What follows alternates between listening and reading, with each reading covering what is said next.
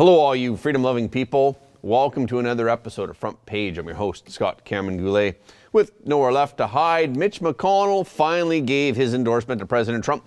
Matt Gaetz took aim at Jack Smith for election interference. Indeed, a defendant, in this case President Trump, has a right to request a speedy trial, but does the prosecution? Also, the Supreme Court has set a date to hear President Trump's presidential immunity arguments.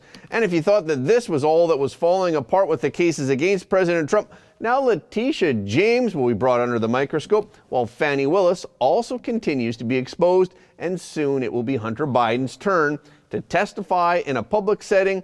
As they say, be careful with what you wish for. Okay, let's get into it.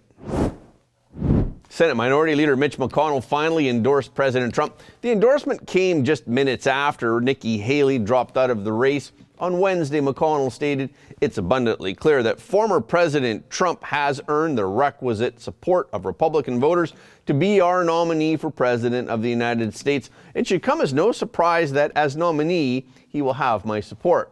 McConnell also praised President Trump for working with him to accomplish great things for the American people during his term in office. McConnell noted President Trump's policy successes. He mentioned the tax reform that supercharged the economy and the generational change of the federal judiciary, particularly the Supreme Court.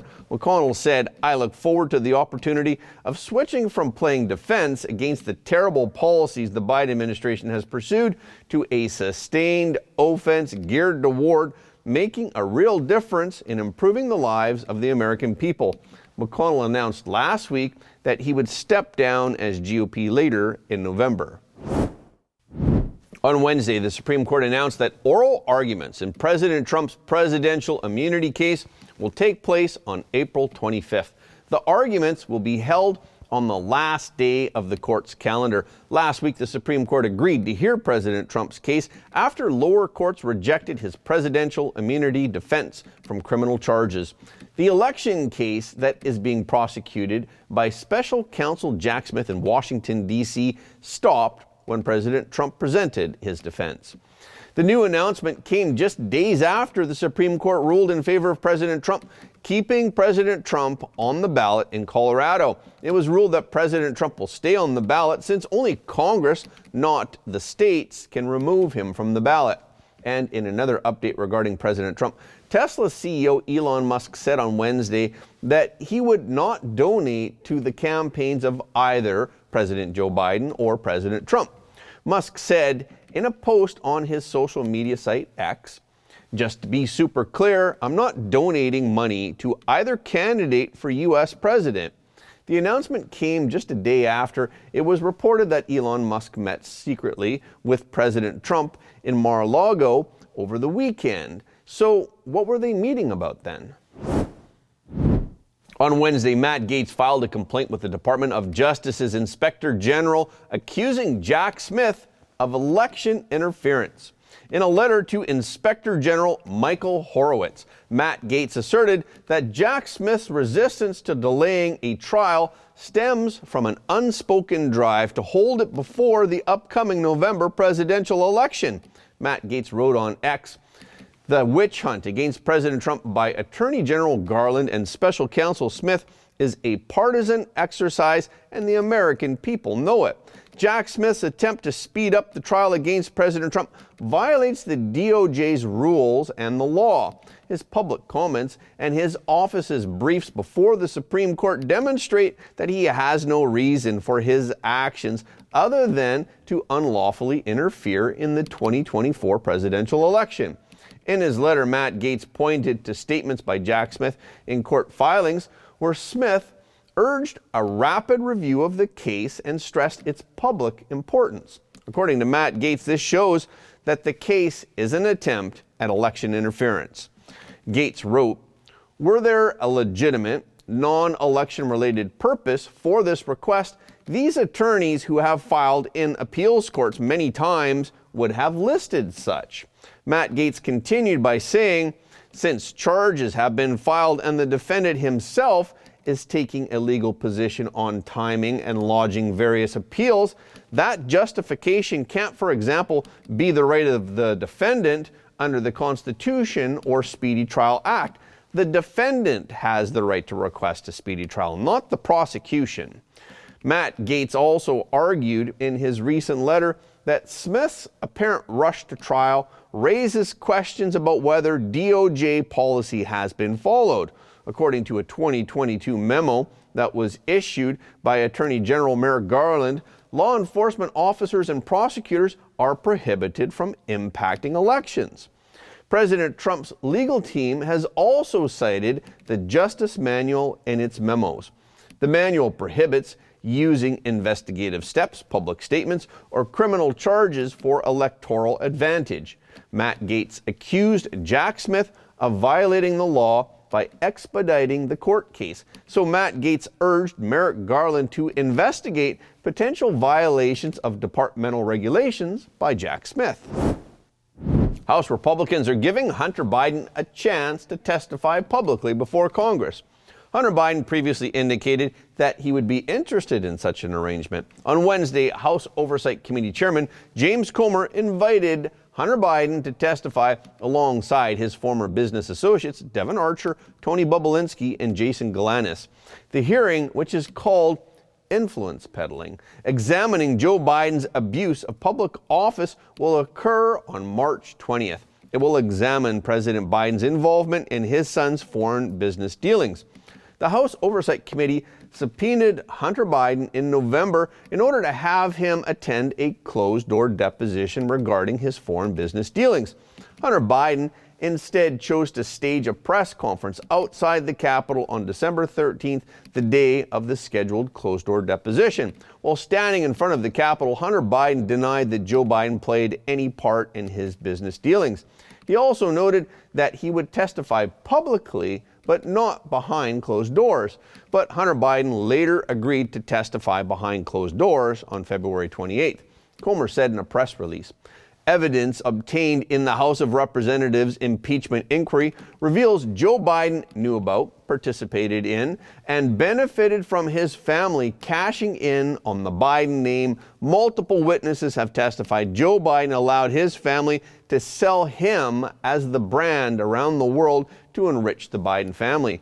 Comer added, Joe Biden met with nearly all of his son's foreign business associates, attended dinners with foreign oligarchs who collectively funneled his son millions of dollars, spoke on speakerphone with his son's foreign associates, telling those who did business with his son to be good to my boy, and had coffee with his son's Chinese business associates. The Biden family's pay-to-play scheme is corrupt, and Americans demand accountability. On Wednesday, the Georgia State Senate Special Committee on Investigations heard testimony from Ashley Merchant, the attorney for President Trump's RICO co-defendant Michael Roman. In a previous court filing, Michael Roman revealed that Fulton County District Attorney Fanny Willis financially benefited from a romantic relationship with top Trump prosecutor Nathan Wade. Merchant testified about her conversation with Nathan Wade's former law partner and divorce attorney, Terrence Bradley. Merchant testified that Fanny Willis indeed visited the Biden White House and met with Kamala Harris prior to the Trump RICO indictment. According to publicly available records, Fanny Willis visited the White House and met with Kamala Harris in February of 2023. This was several months before the Trump RICO indictment. There's one of the other things I did was I did open records for the White House access, and we had records that Ms. Willis and the mayor of Atlanta were at meeting with the vice president. Okay, and so this is the access history. How does that work? The White House keeps records of anybody that comes in and has any kind of official meeting, for sure? Yes, and my understanding is it's highly regulated who can access the White House, and so you have to apply in person or apply ahead of time, and then they give you a time when you make the appointment, and they give you a time when you're allowed to be in and when you have to be out by, and they track you. And I mean, that makes sense. They don't want anybody lingering in the White House, but they keep that. And so they're called WAVE records, I believe is what they're called, and I'm not sure what that's an acronym for, but they're publicly available. They're open records. And this record that's shown on the screen shows Fanny Willis was a visitor with V. POTUS. I presume that's Vice President of the United States. Yes, it was. And what was the date of that back in, was that February sometime of 23? February 28, 2023. Is that before the indictment? Yes. Okay. Any further explanation of why Ms. Willis was meeting with the Vice President of the United States? No. I know Dexter Bonds, and I believe that's the same one that Mr. I think it's Dixon, the mayor of Atlanta, was also there. Okay. We're going to take a short break. We've been going at this for a while. Let's take a somewhere between 5 and 10 minute recess, and we'll be back. However, Fanny Willis previously testified that she did not visit the White House when she was in D.C. I understand your testimony is you never took a trip to D.C. with Mr. Wade. That's correct. Personal or business? That's correct. Were you ever in D.C. at the same time as Mr. Wade? I was not. On personal or business? No, me and Mr. Wade have not been to D.C. at the same time. However, since Mr. Wade has been on this case, he's been to D.C. Since Mr. Wade has been on to this case, I've been to D.C. What has not happened is we have not been in the District of Columbia at the same time. Now, the only thing I'm not sure about with what you asked me is if I've been to D.C. personally, because I got a lot of personal friends in that area. Oh, yeah. But I know that I have been to D.C. I did an interview at Howard University. I went to D.C. for that. Seems like I've been to D.C. one other time. Oh, I went to D.C. for the Global Summit. Actually, yeah, those were 2 separate trips. My next question is based on her opening the door, and therefore I'll just ask it, and Your Honor can decide whether or not it's appropriate. When you went to D.C., did you go to the White House? I did not go to the White House. No. Well, apparently I'm going to get the answer anyhow. There you have it. Next question. Okay. Georgia Judge Scott McPhee previously said that Fanny Willis may be disqualified from President Trump's RICO case over her improper relationship with Nathan Wade. McPhee's looming decision poses a greater threat to Willis's future overseeing the case than to these hearings. But these hearings are still poised to keep her once romantic relationship with Wade in the limelight. To begin the removal operations, a Georgia commission with power to discipline and remove prosecutors needs only Governor Brian Kemp's approval. On Tuesday, the State House voted 97 to 73 for Senate Bill 332, sending it to Kemp. The Republican governor has said that he will sign the measure. Even though Kemp signed legislation last year, it could not operate. This is because the state Supreme Court refused to approve rules governing its conduct in November. Justices have said that they had grave doubts about their ability to regulate a district attorney's duties beyond the law. However, Tuesday's measure removes the requirement for state Supreme Court approval. On Wednesday, Bruce Blakeman, an executive for Nassau County, announced that he filed a lawsuit against New York Attorney General Letitia James. Blakeman claimed that Letitia James attempted to halt a ban that was put in place to stop biological men from participating in women's sports. In February, Blakeman signed an executive order that banned biological males from competing in female sports at all county-run facilities. However, on March 1st, Letitia James sent a cease and desist letter demanding that the ban be lifted. In response, Blakeman said that the county had filed a lawsuit against Letitia James. Blakeman argued that his order was necessary to protect female athletes from biological males who inject themselves into competitions that are meant for only women. Blakeman also argued that Letitia James's demands violated constitutional law.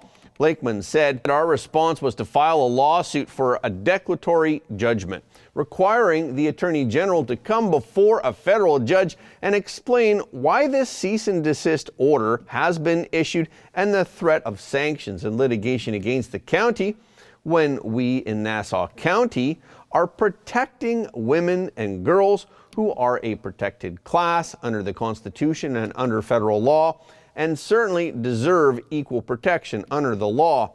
The lawsuit also includes Mark and Janine Mullen as plaintiffs, who are parents of a 16-year-old biological female high school volleyball player.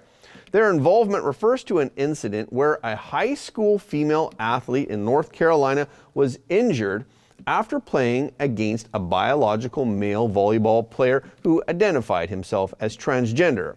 The lawsuit argues that the Mullins must now make an impossible determination whether to expose their 16-year-old daughter to the risk of injury by a transgender girl or simply to not play volleyball at all.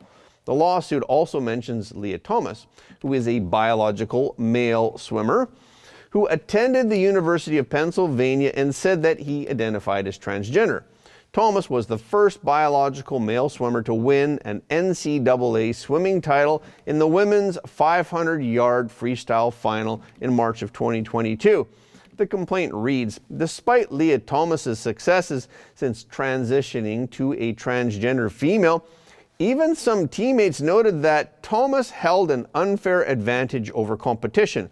Those teammates noted that when it comes to sports competition, the biology of sex is a separate issue from someone's gender identity.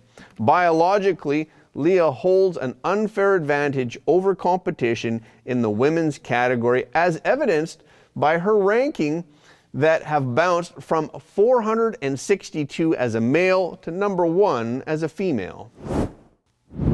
A former Google software engineer was charged with stealing artificial intelligence-related trade secrets while working for CCP competitors who are involved in AI development. Lingwei Ding, a Chinese national who is also known as Leon, was charged by a federal grand jury in San Francisco for 4 counts of trade secret theft. Each count is punishable by up to 10 years in prison. He was arrested on March 6 in Newark, California, where he lives. According to the indictment, Ding allegedly stole over 500 confidential files between May of 2022 and May of 2023.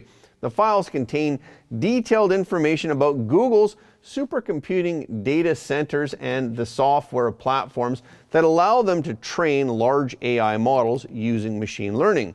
The indictment said that after Ding began the theft activity, an AI-focused early-stage Chinese company offered him a position of Chief Technology Officer. The position also came with a monthly salary of around $14,800, an annual bonus, and company stock. He traveled to China and participated in investor meetings to raise capital for a company called Beijing Rongshu Lianzhi Technology. In May of 2023, he founded an AI startup in Shanghai.